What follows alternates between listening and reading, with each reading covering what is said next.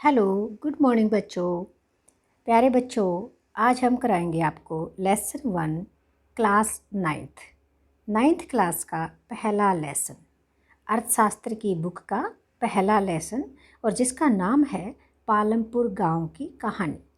प्यारे बच्चों, इस पालमपुर गांव की कहानी, जो इतना प्यारा सा नाम है पालमपुर गांव की कहानी, इसके माध्यम से हम आपको परिचित कराएंगे। किस चीज़ से आपका परिचय कराएंगे? जो उत्पादन है, उत्पादन से संबंधित जो मूल विचार हैं, उनसे आपका परिचय कराएंगे। तो प्यारे बच्चों, ये आपको दिखाई दे रहा है चित्र में, ये एक गांव की सड़क है। ये पालमपुर गांव की सड़क है। पालमपुर गांव आपको दिखाई दे रहा है इस चित्र के अंदर, आप देख रहे हैं। यहाँ पर देखो बैलगाड़ी है, ट्रैक्टर है, और इधर ये हरे भरे खेत हैं। ये क्या हैं? हरे भरे खेत हैं। और इधर से ये आप देख रहे हैं कि इनके मकान भी दिखाई दे रहे हैं गांव के। ठीक है। तो प्यारे बच्चों, अब हम आते हैं कि अपने विचारों की तरफ, कि पालमपुर गांव जो है वो एक काल्पनिक गांव है। हमने पहले ही अंडरलाइन कर रखा है कि जो मुख्य मुख्य बातें हैं हमने बच्चों को बतानी है। तो एक काल्पनिक गांव है पालमपुर। इसको इस कहानी के माध्यम से हम इससे आपको परिचित कराएंगे। बच्चों, पालमपुर में खेती मुख्य क्रिया है, यानी कि जो खेती करना है, कृषि एक मुख्य क्रिया है, जबकि अन्य क्रियाएं जैसे लघु स्तरीय, जैसे विनिर्माण है, डेयरी है, डेयरी का मतलब है पशुपालन, परिवहन है, आदि सीमित स्तर पर की जाती हैं। इन उत्पादन क्रियाओं के लिए विभिन्न प्रकार के साधनों की आवश्यकता होती है, जैसे प्राकृतिक संसाधन हैं, मानव निर्मित वस्तुएं हैं, मानव का प्रयास है, मुद्रा आदि। तो बच्चों, ये जो पालमपुर गांव की कहानी है, इसके बारे में आपको थोड़ा सा परिचय कराते हैं, तो ध्यान से सुनेंगे और देखेंगे। देखो बच्चों, पालमपुर आस पड़ोस के गांवों और कस्बों से भली भांति जुड़ा हुआ है। एक बड़ा सा गांव है रायगंज। पालमपुर के पास जो गांव है वो रायगंज है, और जो बड़ा गांव है। बच्चों, ये नोट करने की बातें हैं, क्योंकि छोटे छोटे जो क्वेश्चन आंसर हैं, इनके कुछ क्वेश्चंस हैं, आपसे पूछ लिए जाएंगे। तो आप पेन और नोटबुक लेकर बैठ जाएं और उनको नोट करते जाएं कि रायगंज है वो बड़ा गांव है या छोटा गांव है। तो जो रायगंज है वो बड़ा सा गांव है, पालमपुर से 3 किलोमीटर दूर है। आपसे ये भी पूछा जा सकता है कि रायगंज जो गांव है, बड़ा गांव है, पालमपुर से कितने किलोमीटर दूर है? तो आपको बताना है कि 3 किलोमीटर दूर है। प्रत्येक मौसम में यह सड़क गांव को रायगंज और उससे आगे निकटतम छोटे कस्बे शाहपुर, देखो एक कस्बा है जिसका नाम है शाहपुर, से जोड़ती है। इस सड़क पर गुड़ और अन्य वस्तुओं से लदी हुई बैलगाड़ियाँ, जैसा कि हमने अभी चित्र में देखा था, भैंसा बग्घी से लेकर अन्य कई तरह के वाहन जैसे मोटरसाइकिल है, जीप है, ट्रैक्टर है, ट्रक देखे जा सकते हैं, जैसा कि आप यहाँ चित्र में देख सकते हो। देखो बच्चों, ये गांव है और इसमें हमने देखा ये बैलगाड़ी है, ये ट्रैक्टर है। तो इस प्रकार से इस जो गांव की जो सड़क है, ये गांव में ये देखे जा सकते हैं। ओके बच्चों, नेक्स्ट हम बताते हैं आपको, देखते हैं जो बहुत इम्पोर्टेंट है और नोट करने के लायक है। इस गांव में विभिन्न जातियों के लगभग 400 परिवार रहते हैं। कितने परिवार रहते हैं? 400 परिवार। ये नोट कर लें कि पालमपुर गांव में कितने परिवार रहते हैं। तो हमने लिखना 450 परिवार रहते हैं, 400 नहीं 450, यानी कि 450 परिवार रहते हैं। गांव में अधिकांश भूमि के स्वामी उच्च जाति के 80 परिवार हैं, यानी कि ज़्यादा भूमि कितने परिवारों के पास है? 80 परिवारों के पास है, 80 परिवारों के पास है। ये भी आप नोट कर लें कि टोटल परिवार 450 हैं, और 80 परिवार ऐसे हैं जो उच्च जाति के हैं और ज़्यादा भूमि के स्वामी हैं। उनके मकान, जिनमें वे बहुत बड़े हैं, उनके मकान जिनमें से कुछ बहुत बड़े हैं, ईंट और सीमेंट के बने हुए, यानी कि पक्के मकान हैं। और जो अनुसूचित जाति के लोगों की संख्या गांव की कुल जनसंख्या का 1/3 है। देखो बच्चों, 450 टोटल परिवार हैं, और 1/3 का मतलब हो गया 150। जो 150 परिवार है वो अनुसूचित जाति के हैं, और उनके पास मतलब 1/3 हैं, और वे गांव के एक कोने में छोटे छोटे घरों में रहते हैं। जबकि 80 परिवार बड़े घरों में सीमेंट और ईंटों के बने हुए मकान में रहते हैं। तो ये क्लियर हो गया। जिनमें से कुछ मिट्टी और फूस के बने होते हैं, यानी कि जो 150 परिवार हैं, जो दलित परिवार हैं, उनके मकान मिट्टी और फूस से बने, घास फूस से बने हुए हैं। अधिकांश घरों में बिजली है। और ये भी बहुत इंपॉर्टेंट बात है कि पालमपुर एक ऐसा गांव है जिसमें हर घर में तकरीबन अधिकांश घरों में बिजली है। खेतों में सभी, अब हम यहाँ पर देखेंगे, खेतों में सभी नलकूप बिजली से ही चलते हैं। देखो जो नलकूप हैं वो बिजली से ही चलते हैं, इसका मतलब अधिकांश घरों में बिजली है। और इसका उपयोग विभिन्न प्रकार के छोटे कार्यों के लिए भी किया जाता है। पालमपुर में 2 प्राथमिक विद्यालय हैं। ये भी बहुत इंपॉर्टेंट नोट करने के लिए है कि पालमपुर में कितने विद्यालय हैं? 2 हैं। 2 प्राथमिक विद्यालय हैं और 1 हाई स्कूल है, यानी कि 10वीं तक का जो स्कूल होता है उसको हाई स्कूल हम बोलते हैं, वो 1 है और प्राइमरी स्कूल 2 हैं। गांव में एक राजकीय प्राथमिक स्वास्थ्य केंद्र है। देखो बच्चों, ये राजकीय का अर्थ होता है गवर्नमेंट का, सरकारी। राजकीय प्राथमिक, प्राइमरी हेल्थ सेंटर, PHC, यानी कि एक गवर्नमेंट PHC है और एक निजी होता है प्राइवेट, निजी औषधालय। किसी प्राइवेट डॉक्टर ने एक दुकान खोल रखी है जहाँ पर दवाइयाँ भी मिलती हैं, तो एक औषधालय भी है जहाँ रोगियों का उपचार किया जाता है। तो बच्चों ये गांव की खासियत थी, ये हमने आपको बताई। नेक्स्ट अब हम आगे चलते हैं। एक काल्पनिक गांव पालमपुर की कहानी हमें किसी भी गांव के में विभिन्न प्रकार की उत्पादन संबंधी गतिविधियों के बारे में बताएगी। देखो बच्चों, जो हम ये आपको पालमपुर गांव की कहानी सुना रहे हैं, ये दूसरे गांव के बारे में भी बताएगी, क्योंकि ये मिलते जुलते होते हैं गांव। यानी कि ये ज़रूरी नहीं है कि हम पालमपुर के बारे में बात कर रहे हैं तो इसकी तुलना करके हम दूसरे गाँव के बारे में भी ऐसा ही सोचते हैं। यानी कि विभिन्न प्रकार की उत्पादन संबंधी गतिविधियों के बारे में बताएगी, किसी भी गाँव के बारे में बता देगी। तो देखो बच्चों, भारत के गाँव में खेती उत्पादन की प्रमुख गतिविधि है। ये बहुत इंपॉर्टेंट बात है कि भारत के जो गाँव हैं, देखो भारत के जो गाँव हैं कृषि प्रधान देश है। भारत जो है कृषि प्रधान देश है और भारत गाँवों का देश है। तो कृषि यानी कि खेती उत्पादन की प्रमुख गतिविधि है। अन्य उत्पादन गतिविधियों में जिन्हें गैर कृषि क्रियाएं कहा जाता है, वे कौन सी हैं? लघु विनिर्माण, परिवहन, दुकानदारी आदि शामिल है। हम उत्पादन के बारे में कुछ सामान्य बातें जानने के बाद इन दोनों प्रकार की क्रियाओं पर विचार करेंगे। नेक्स्ट, उत्पादन का संगठन। यहाँ पर आप ध्यान देंगे बच्चों, उत्पादन के विचारों से आपको अवगत कराना है। उत्पादन का संगठन, देखो बच्चों, उत्पादन करने के लिए, जिनकी जब हम उत्पादन का उद्देश्य क्या होता है कि ऐसी वस्तुओं और सेवाएं उत्पादित करना है जिनकी हमें आवश्यकता होती है। क्योंकि बच्चों सुबह से शाम तक हमें बहुत सारी वस्तुओं की ज़रूरत होती है, आवश्यकता होती है, क्योंकि हमारी आवश्यकताएं जो होती हैं ना वो असीमित होती हैं। और वस्तुओं और सेवाओं के उत्पादन के लिए हमें क्या चाहिए? 4 उत्पादन के साधन चाहिए। क्या चाहिए? 4 उत्पादन के साधन। और बच्चों वो मैं लिख देती हूँ कि एक है भूमि, और एक है पूंजी, और एक है श्रम। इसको हम बोलेंगे श्रमिक, श्रम। भूमि गांव में है, पूंजी जैसे मशीन, औजार वगैरह, इसको हम बोलते हैं पूंजी, और श्रमिक, इनकी भूमि, पूंजी और श्रम। और चौथी चीज़ होती है उद्यम, यानी कि इन तीनों चीज़ों को संगठित करके और इनसे काम लेना, इन तीनों चीज़ों को संगठित करके इनसे काम लेना, वो क्या होता है? उद्यम, यानी कि उद्यमी। और वो उद्यम के द्वारा इनसे काम लेता है। तो प्यारे बच्चों, हमें 4 चीज़ों की, यानी कि उत्पादन के 4 साधन हैं। अब इनके बारे में एक एक करके हम चर्चा करेंगे। देखो बच्चों, पहला जो साधन है या पहली जो आवश्यकता वो है भूमि।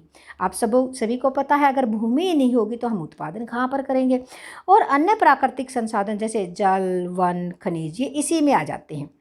दूसरी आवश्यकता है श्रम, अर्थात जो लोग काम करेंगे। देखो भूमि है, हमने ऊपर बताया था, एक तो भूमि है और एक है श्रम, यानी कि भूमि के ऊपर किसकी ज़रूरत पड़ेगी काम करने के लिए? श्रमिकों की ज़रूरत पड़ेगी। और देखो बच्चों, ये है श्रम। तीसरा जो साधन है वो है पूंजी, भौतिक पूंजी। यहाँ पर तीसरी आवश्यकता भौतिक पूंजी। भौतिक पूंजी का अर्थ हम पूंजी से ही लेते हैं, पूंजी को ही यहाँ पर भौतिक पूंजी बताया गया है। क्योंकि जो भौतिक पूंजी है वो 2 प्रकार की होती है। वो कौन कौन सी होती है देखेंगे बच्चों। भौतिक पूंजी 2 प्रकार की है, औजार, मशीन और भवन। देखो बच्चों, औजार, मशीन और भवन।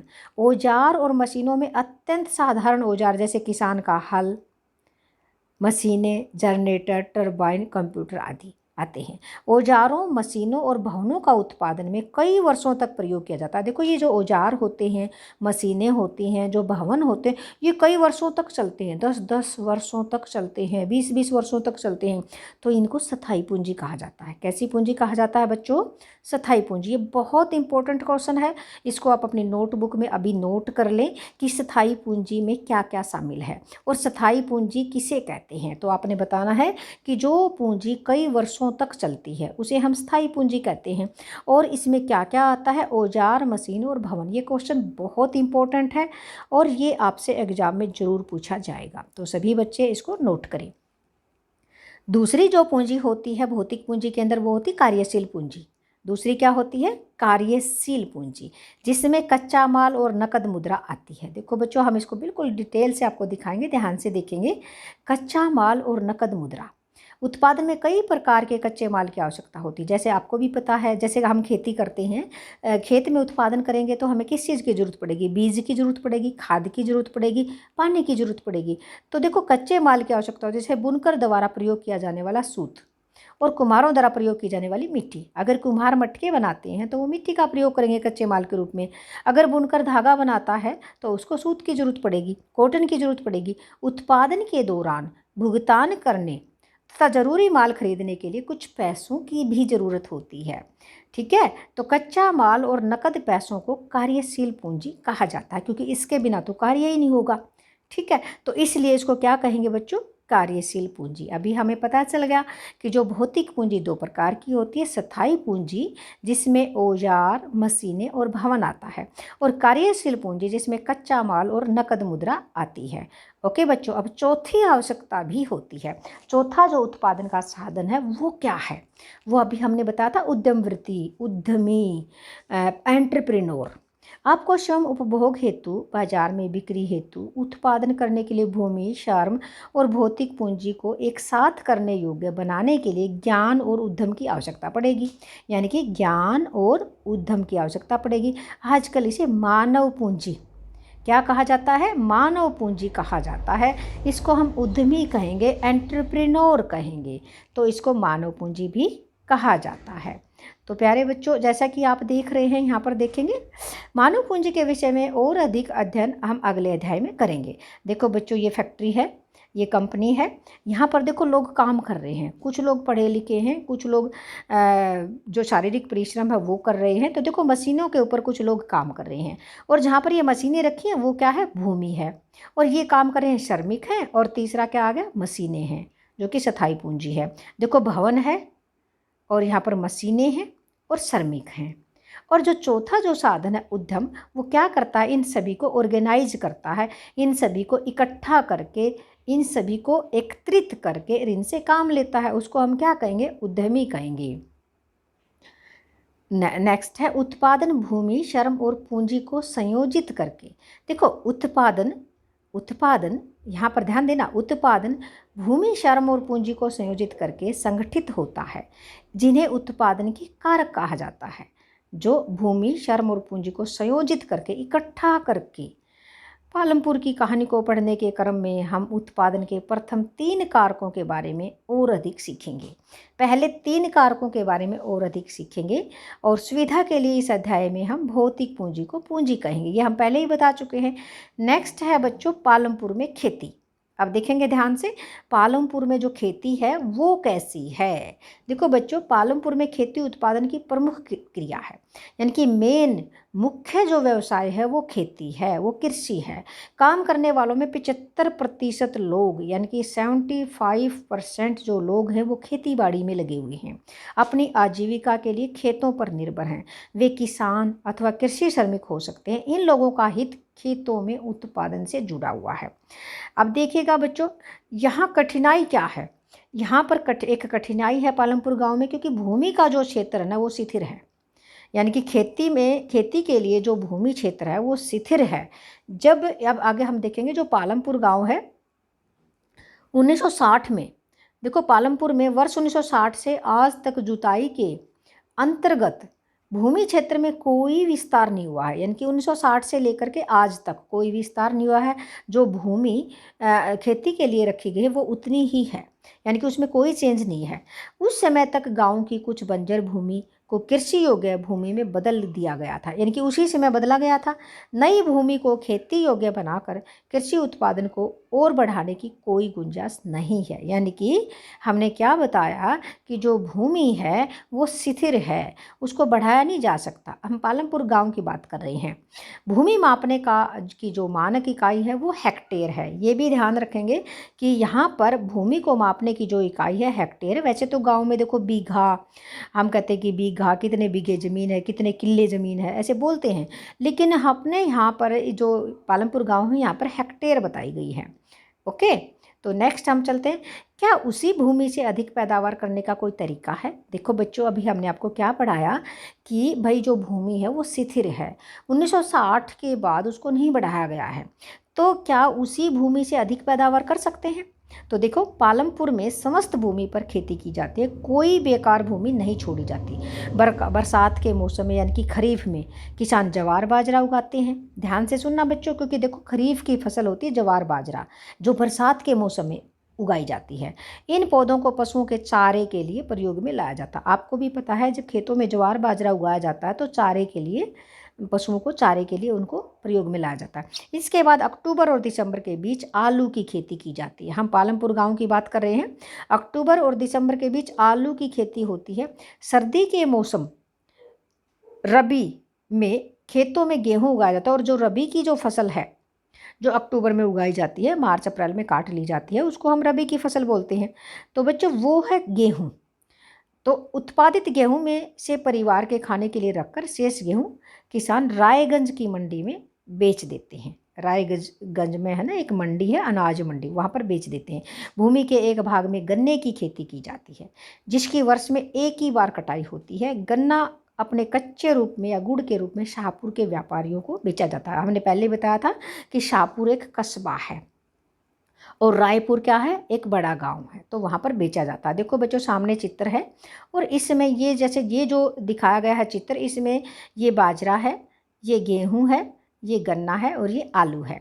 यानी कि देखो गेहूं, ये बाजरा है, ये जो बाजरा है ये खरीफ की फसल है, और गेहूं जो है ये रबी की फसल है, और ये खरीफ की फसल है। और आलू और गन्ना भी उगाया जाता है। देखो बच्चों, आगे हम आपको बताएंगे, बहुत इम्पोर्टेंट बात बताने जा रहे हैं, और वो क्या है वो देखेंगे आप। एक वर्ष में किसी भूमि पर एक से ज़्यादा फसल पैदा करने को बहुविध फसल प्रणाली कहते हैं। बहुत इम्पोर्टेंट है, पेपर में आपसे पूछा जा सकता है कि बहुविध फसल प्रणाली क्या है। कि एक ही भूमि के टुकड़े पर एक से ज़्यादा फसल पैदा करने को बहुविध फसल प्रणाली कहते हैं। यह भूमि के किसी एक टुकड़े में उपज बढ़ाने की सबसे सामान्य प्रणाली है। पालमपुर में सभी किसान कम से कम 2 मुख्य फसलें पैदा करते हैं। कई किसान पिछले 15-20 वर्षों से तीसरी फसल के रूप में आलू पैदा कर रहे हैं। तीसरी फसल के रूप में आलू पैदा कर रहे हैं। आगे देखेंगे बच्चों,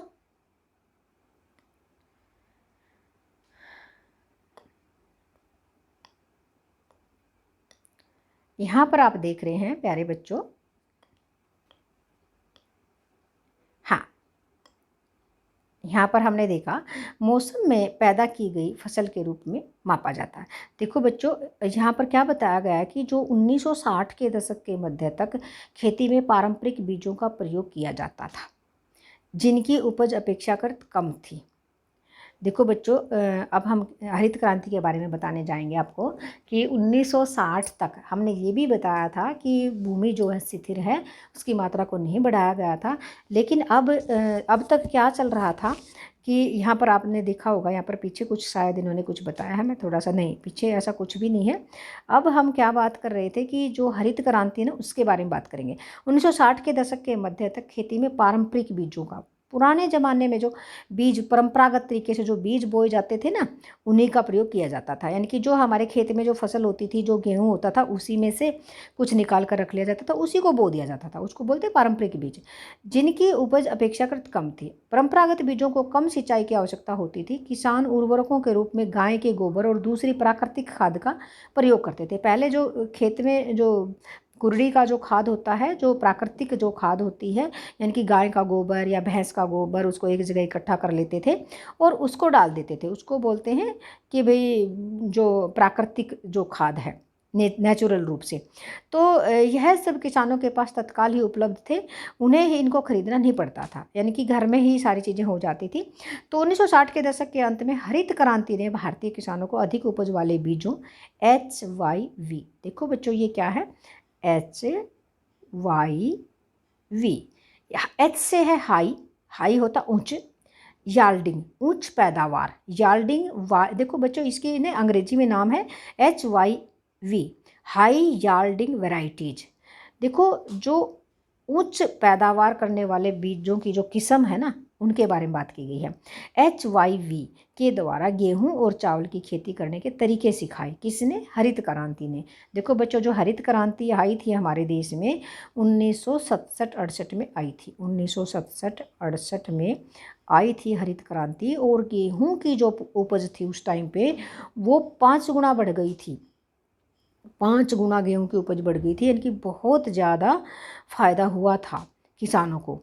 तो देखो मतलब यहाँ पर क्या था, परंपरागत बीजों की तुलना में HYV बीजों में से एक ही पौधे से ज़्यादा, अब यहाँ पर आप दिखाएंगे, यहाँ पर अधिक उपज देने वाले बीज हैं, आधुनिक विधियां हैं। यहाँ पर ये देखो उर्वरक दिखा रखे हैं, कीटनाशक हैं, और ये खेती के अलग तरीके हैं।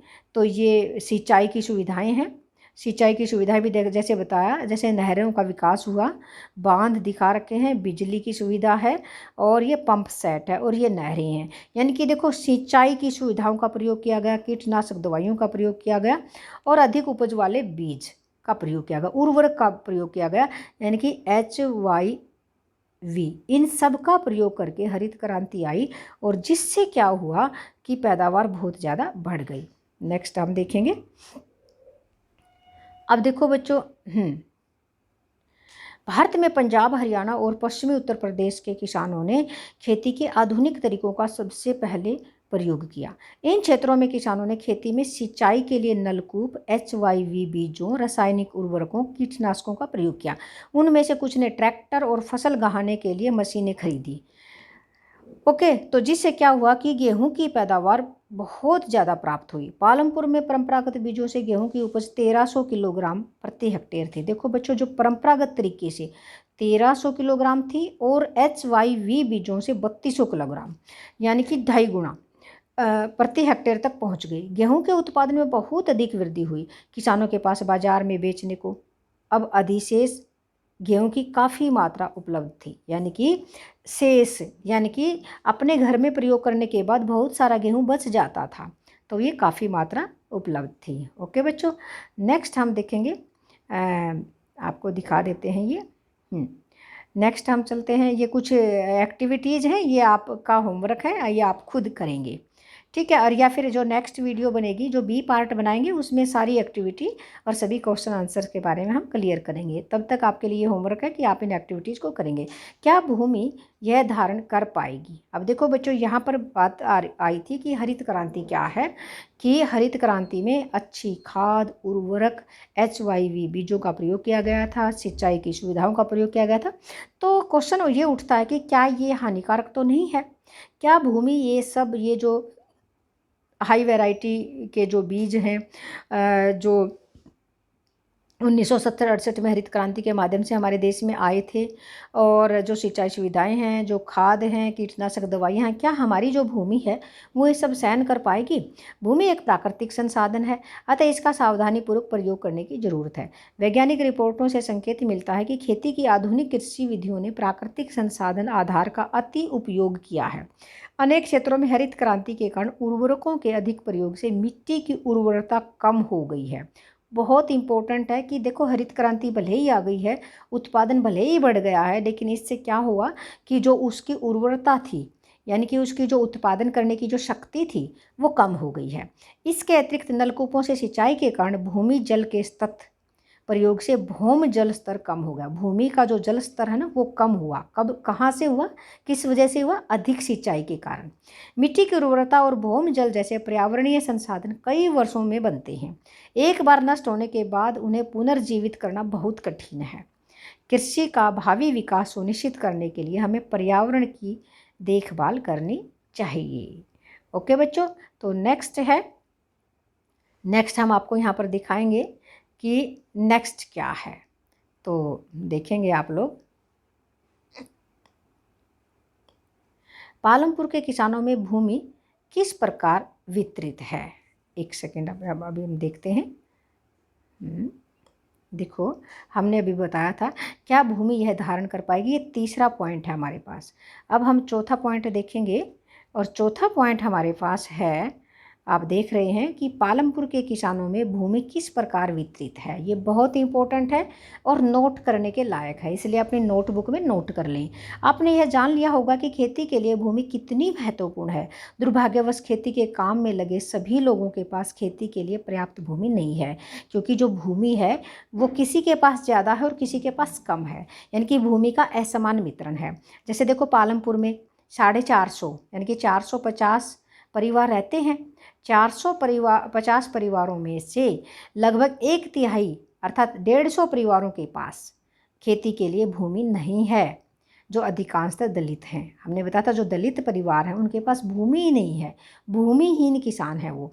बाकी परिवारों में से 240 परिवार जिनके पास भूमि है 2 हेक्टेयर से कम है, यानी कि 2 हेक्टेयर से कम भूमि है। कितने परिवारों के पास? 240 के पास है। 150 परिवारों के पास बिल्कुल भूमि नहीं है,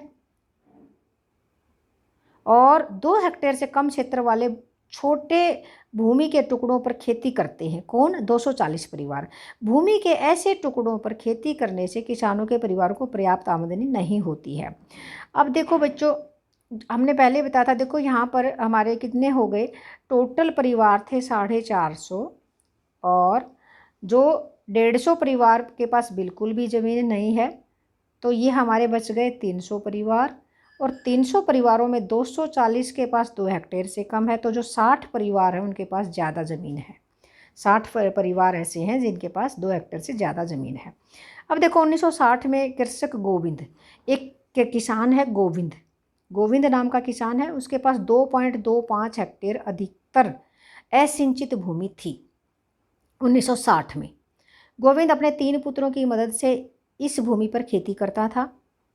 यद्यपि वे बहुत आराम से नहीं रह रहे थे, लेकिन परिवार अपनी एक भैंस में से होने वाली कुछ अतिरिक्त आय के द्वारा अपना गुजारा कर रहा था। एक भैंस रखते थे और 2.25 हेक्टेयर भूमि थी उसके पास। गोविंद की मृत्यु के कुछ वर्ष पश्चात यह भूमि उसके तीनों पुत्रों के बीच बंट गई, यानी कि 2.25 का जब हमने 3 परिवारों में बांटा तो ये 0.75 हेक्टेयर भूमि का टुकड़ा था, यानी कि एक परिवार के पास 1 हेक्टेयर से भी कम, यानी कि 0.25 हेक्टेयर भूमि रह गई थी। परंतु अब वह बेहतर सिंचाई व्यवस्था और खेती की आधुनिक विधियों के बावजूद गोविंद के बेटे अपनी ज़मीन से गुजारा नहीं कर पा रहे हैं। वर्ष के कुछ भाग में उन्हें कुछ अतिरिक्त कार्य भी ढूंढना पड़ता है। तो ये थी गोविंद की कहानी। अब हम देखते हैं चित्र 1.5 में आप एक गाँव के चारों ओर बिखरी हुई खेती के छोटे छोटे टुकड़ों को देख सकते हैं। अब हम चित्र देखेंगे 1.5। ओके, दूसरी ओर गांव के आधे से ज़्यादा क्षेत्र में काफ़ी बड़े आकार के प्लांट हैं। पालमपुर में मझोले और बड़े किसानों के 60 परिवार हैं। अभी हमने बताया था 60 परिवारों के पास ज़्यादा ज़मीन है, 2 हेक्टेयर से अधिक भूमि पर खेती करते हैं। कुछ बड़े किसानों के पास 10 हेक्टेयर या इससे भी ज़्यादा है, यानी कि कुछ ऐसे भी हैं बड़े किसान। तो बच्चों, यहाँ पर आप देख रहे हैं, ये देखिएगा, यहाँ पर ये एक पार्ट दिखाया गया है। इस चित्र में आप देख रहे हैं कि देखो छोटे छोटे किसान हैं, छोटे छोटे टुकड़े बटे हुए हैं, जैसा कि यहाँ पर ये लाइनें लगी हुई हैं। ये देखिएगा, छोटे छोटे किसानों के छोटे छोटे। तो अब दूसरा जो एरिया है, यहाँ पर ये सिंचाई कर रहे हैं। ये देखो फुहारे से किस प्रकार से सिंचाई कर रहे हैं। यहाँ पर ये बैलगाड़ी हैं, ये देखिए किसानों की दशा दिखाई गई है। और इसके बाद ये देखो, यहाँ पर ये हल से बैल के साथ और हल के साथ यहाँ पर खेत को जोता जा रहा है।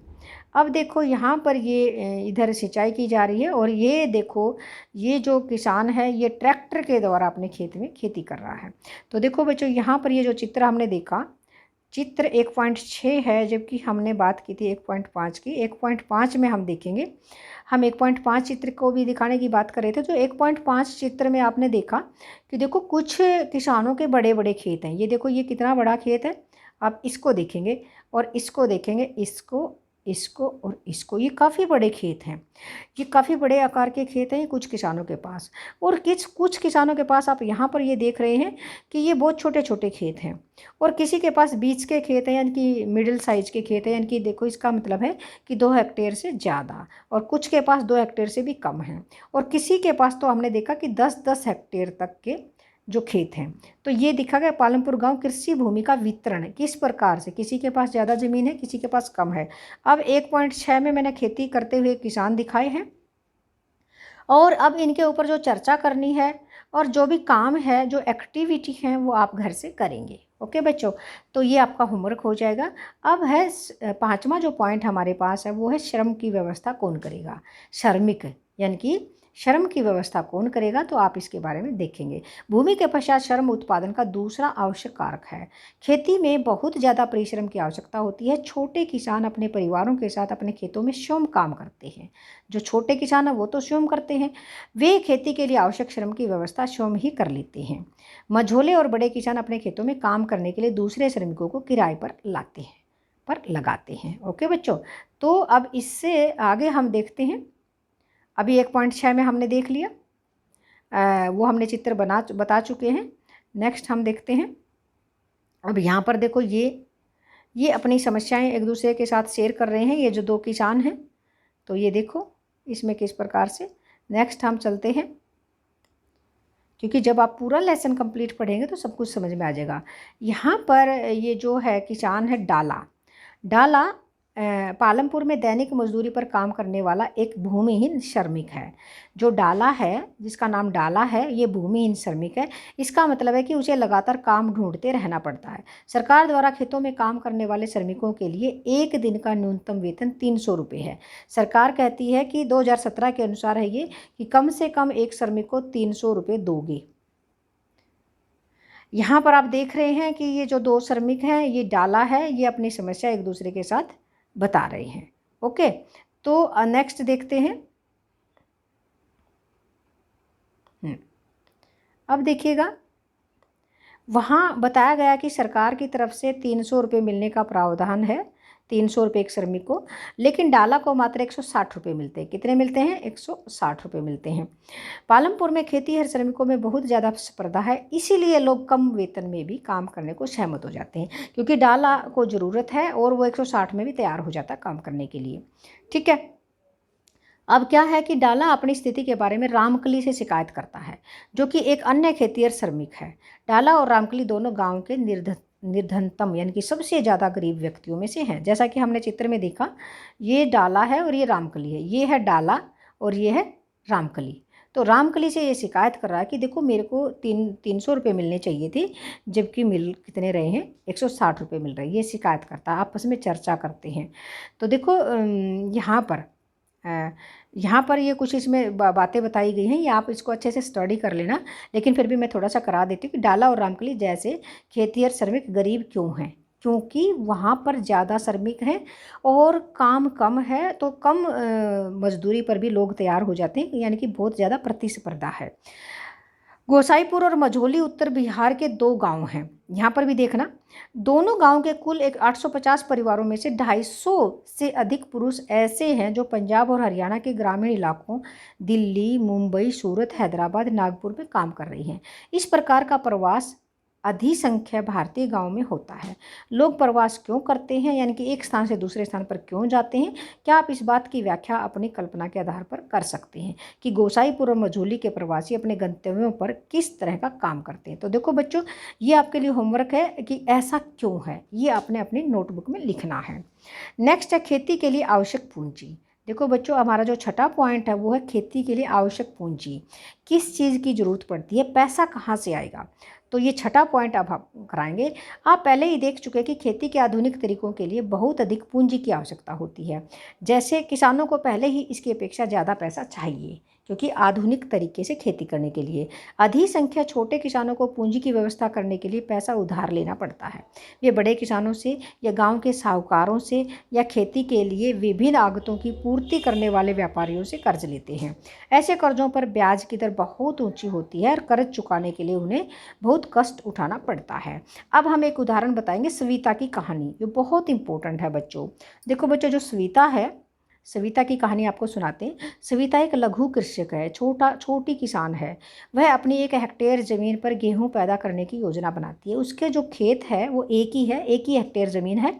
बीज और कीटनाशकों के अतिरिक्त उसे पानी खरीदने और खेती के औजारों की मरम्मत करवाने के लिए नकद पैसों की ज़रूरत है। उसका अनुमान है कि कार्यशील पूंजी के रूप में ही, यहाँ पर हम सविता की कहानी सुना रहे हैं, में ही उसे 3,000 रुपये चाहिए। सविता को कितने रुपए चाहिए बच्चों? 3,000 रुपये। उसके पास पैसा नहीं है, इसलिए वह एक बड़े किसान तेजपाल सिंह से कर्ज लेने का निर्णय लेती है। देखो बच्चों, आपसे पूछा जा सकता है जो सविता है वो छोटा किसान है या बड़ी किसान है, तो आपने बताना छोटी किसान है, उसके पास 1 हेक्टेयर ज़मीन है और उसको पैसे की ज़रूरत पड़ती है। वो किस किसान के पास जाती है, ये आपसे पूछा जा सकता है। आपने बोला कि तेजपाल सिंह से कर्ज लेने का निर्णय लेती है।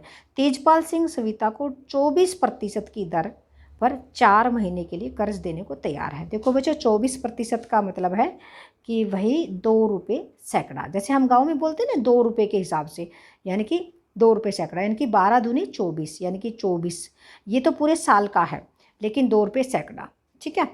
तो 4 महीने के लिए कर्ज देने को तैयार है, जो ब्याज की एक बहुत ऊंची दर है। सविता को यह भी वचन देना पड़ता है कि वह कटाई के मौसम में उसके खेतों में एक श्रमिक के रूप में 100 रुपये प्रतिदिन पर काम करेगी। यानी कि यह भी कॉन्ट्रैक्ट साइन करना पड़ता है उसको कि भाई वह तुम्हारे खेत में काम करेगी, लेकिन केवल 100 रुपये में।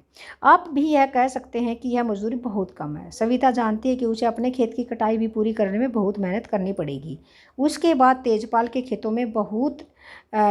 खेतों में श्रमिक की तरह काम करना होगा। कटाई का समय बहुत व्यस्त होता है। 3 बच्चों की माँ के रूप में उस पर घर के कामों की भी बहुत जिम्मेदारी, यानी कि घर के काम भी करेगी और उसके खेत में भी कटाई का काम करेगी और अपने खेत में भी करेगी। सविता इन कठोर शर्तों को मानने के लिए तैयार हो जाती है, क्योंकि उसे मालूम है कि छोटे किसानों को कर्ज मिलना बहुत कठिन है। दूसरा पॉइंट है, अब देखो जो छोटे किसान हैं, छोटे किसानों के बाद में आते हैं मझोले और बड़े किसानों को। खेती से बचत होती है और इस तरह वे अपने आवश्यक पूंजी की व्यवस्था कर लेते हैं। वे अपने आप ही बचत व्यवस्था कर लेते हैं। इन किसानों को बचत कैसे होती है ये हम आगे पढ़ाएंगे। ओके बच्चों। तो बच्चों, ये अब तक का जितना हमने किया है, यहाँ पर कुछ फिलिंदा ब्लैंक्स हैं, ये आप अपने होमवर्क में नोट करें और ये फिलिंदा ब्लैंक्स भरेंगे। ओके, नेक्स्ट है, ये सब फिलिंदा ब्लैंक्स हैं, ये आपने करना है। 7वां जो पॉइंट है हमारा, अधिशेष कृषि उत्पादों की बिक्री, यानी कि जो उत्पादन करने के बाद अपने घर के खर्च के लिए बचा करके जो भी अनाज उत्पन्न होता है, तो बाकी का क्या करेंगे? अधिशेष यानी कि बचा हुआ, तो उसकी बिक्री कैसे की जाती है? तो देखो, उसको वो लोग क्या करते हैं, अपने घर के लिए रख लेते हैं और बाकी को गेहूं को बेच देते हैं। अब जैसे सविता और गोविंद के बेटों जैसे छोटे किसानों के पास बहुत कम अधिशेष गेहूं होता है, क्योंकि छोटे किसानों के पास बहुत कम अधिशेष गेहूं होता है, क्योंकि उनका कुल उत्पादन बहुत कम होता है। इसे एक बड़ा भाग वे परिवार की आवश्यकताओं के लिए रख लेते हैं। इसलिए मझोले और बड़े किसान ही बाजार में गेहूँ की पूर्ति करते हैं। आपने जैसे पहले हमने चित्र दिखाया था कि गेहूं से भरे हुए जो व्यापारी हैं वो दुकानों में पहुंचते हैं, ठीक है, जो इनकी बैल वगैरह जो गाड़ी आपने देखी थी। एक बड़े किसान तेजपाल सिंह को अपनी समस्त भूमि से 350 क्विंटल अधिशेष गेहूं प्राप्त होता है और अपना जो अतिरिक्त गेहूं है वो कहाँ बेचता है? रायगंज के बाज़ार में बेच देता है। देखो बच्चों, जो रायगंज का बाज़ार है, आपने बताया था ना, रायगंज बड़ा गांव है, वहाँ पर बेच देता है और अच्छी कमाई करता है। तेजपाल सिंह इस कमाई का क्या करता है? पिछले वर्ष तेजपाल सिंह ने अधिकांश पैसा बैंक के अपने खाते में जमा कर दिया था। बाद में उसने इस पैसे का उपयोग सविता जैसे किसानों को कर्ज देने में किया, जिन्हें कर्ज की आवश्यकता थी। उसने बचत का उपयोग अगले मौसम की खेती के लिए कार्यशील पूंजी में व्यवस्था करने में किया। इस वर्ष तेजपाल सिंह बचत के पैसों से एक और ट्रैक्टर खरीदने की योजना बना रहा है। दूसरे ट्रैक्टर से उसकी शिथिल पूंजी में वृद्धि हो जाएगी। तो देखो बच्चों, यहाँ पर तेजपाल सिंह जैसे बड़े किसान किस प्रकार से अपने पैसे का या अपने लिए पूंजी उपलब्ध कराते हैं। अब है बच्चों बहुत इंपॉर्टेंट चीज़ है। देखो, अभी तक हमने आपको क्या समझाया कि पालमपुर जो गांव है वो एक उसमें कृषि मुख्य व्यवसाय है। और हमने ये भी बताया था कि जो 75% जो परिवार है ना, वो क्या करते हैं, वो खेती बाड़ी करते हैं, लेकिन 25% परिवार हैं वो गैर कृषि क्रियाओं में लगे हुए हैं। अब है पालमपुर में गैर कृषि क्रियाएं, 25% लोग इसमें लगे हुए हैं। अब गैर कृषि क्रियाएं कौन सी, जैसे डेयरी है, डेयरी में क्या होता है, पशुपालन होता है। जैसे क्या करते हैं लोग, पशुपालन करते हैं, पशु पाल लेते हैं। और आगे हम आपको बताएंगे। और दूसरा है, जब पहला तो है डेयरी, दूसरा है पालमपुर में लघु स्तरीय विनिर्माण का एक उदाहरण। और छोटे छोटे विनिर्माण भी होते हैं। देखो बच्चों, विनिर्माण के कार्य हैं, इस समय पालमपुर में 50 से कम लोग विनिर्माण कार्यों में लगे हैं। कितने, 50 से कम लोग। शहरों और कस्बों में बड़ी फैक्ट्रियों में होने वाले विनिर्माण के विपरीत पालमपुर में विनिर्माण में बहुत सरल उत्पादन विधियों का प्रयोग होता है और उसे छोटे पैमाने पर ही किया जाता है। विनिर्माण कार्य पारिवारिक श्रम की सहायता से अधिकतर घरों या खेतों में किया जाता है। श्रमिकों को कभी कभार ही किराए पर लिया जाता है। ओके बच्चों, नेक्स्ट है। अब यहाँ पर एक कहानी है, मिस्री लाल की कहानी है, और एक है करीम की कहानी। ये हम थोड़ा सा बाद में बताएंगे, थोड़ा सा क्लियर कर लेते हैं। तो तीसरा है पालमपुर के दुकानदार, क्योंकि देखो सबसे पहले हमने क्या बताया था कि उसमें सबसे पहला था, दूसरा था हमारा कि पहला था पशुपालन, वो, और दूसरा था विनिर्माण। अब तीसरा है पालमपुर के दुकानदार, क्योंकि ये गैर कृषि क्रियाएं हैं। पालमपुर में ज़्यादा लोग व्यापार वस्तु विनिमय नहीं करते हैं। पालमपुर के व्यापारी वे दुकानदार हैं जो शहरों के थोक बाज़ारों से कई प्रकार की वस्तुएं खरीदते हैं और उन्हें गांव में लाकर बेच देते हैं। आप देखें कि गांव में छोटे जनरल स्टोरों में चावल, गेहूं, चाय, तेल, बिस्किट, साबुन, टूथपेस्ट, बैटरी, मोमबत्तियाँ, कापियाँ, पेन, पेंसिल, यहाँ तक कि कपड़े भी बिकते हैं। कुछ परिवारों ने, जिनके घर बस स्टैंड के निकट हैं, अपने घर के एक भाग में छोटी दुकान खोल ली है और वे खाने की चीज़ें बेचते हैं। तो बच्चों, ये हमने देखा कि ये पालमपुर में किस प्रकार से। अब ये तो था हमारा तीसरा पॉइंट। अब हम देखते हैं नेक्स्ट।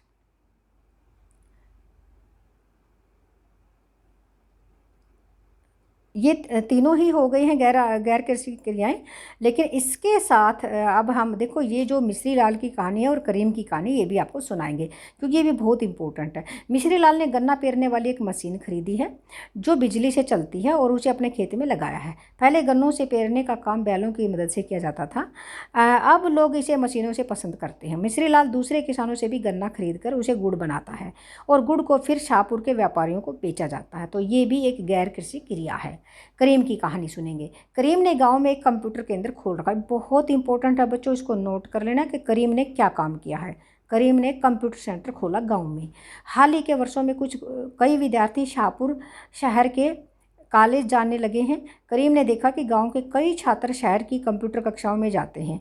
गांव में 2 महिलाओं के पास कंप्यूटर अनुप्रयोग में डिग्री थी। उसने उन्हें काम पर लगाने का निश्चय किया। उसने कंप्यूटर खरीदे और अपने घर में बाजार की ओर खुले बाहर के कमरों में कक्षाएं प्रारंभ की। हाई स्कूल के छात्रों ने पर्याप्त संख्या में इन कक्षाओं में आना प्रारंभ कर दिया। तो देखो बच्चों, एक ने तो क्या किया है कि यहाँ पर एक गन्ना पेरने वाली मशीन लगाई है और एक ने क्या किया, कंप्यूटर सेंटर खोला है। ये भी गैर कृषि क्रियाएँ हैं।